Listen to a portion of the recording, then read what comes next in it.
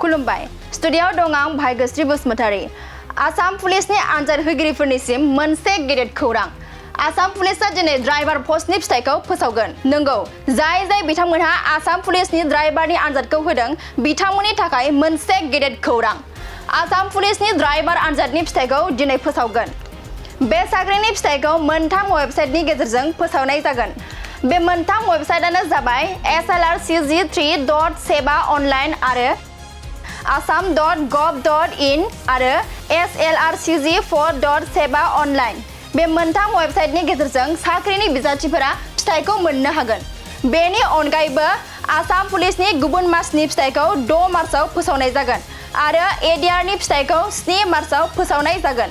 लिरनाय आनजादाव उथ्रिसार जानाय बिनायसाफोरा भाइबा आनजादाव जिरायनांगोन। बेजों लोगोसेनो कनस्टेबल एबि आरो इउबिनि फिथाइखौबो 12 मार्चआव फोसावनाय जागोन आरो 27 मार्च खालि कामान्ड' बेटेलियननि फिथाइखौबो फोसावनाय जागोन आरो पुलिसनि 4थि थाखोनि आनजादनि फिथाइखौबो 30 एप्रिलाव फोसावनाय जागोन।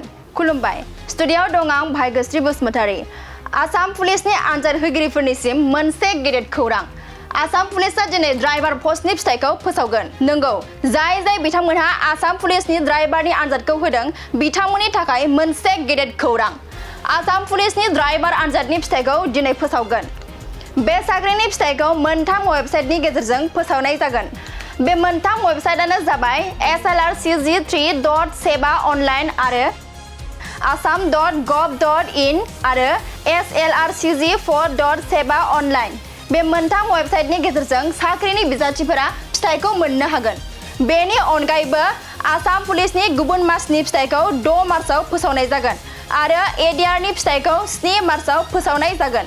लिरनाय आनजादाव उथ्रिसार जानाय बिनायसाफोरा भाइबा आनजादाव जिरायनांगोन। बेजों लोगोसेनो कनस्टेबल एबि आरो इउबिनि फिथाइखौबो 12 मार्चआव फोसावनाय जागोन आरो 27 मार्च खालि कामान्ड' बेटेलियननि फिथाइखौबो फोसावनाय जागोन आरो पुलिसनि 4थि थाखोनि आनजादनि फिथाइखौबो 30 एप्रिलाव फोसावनाय जागोन।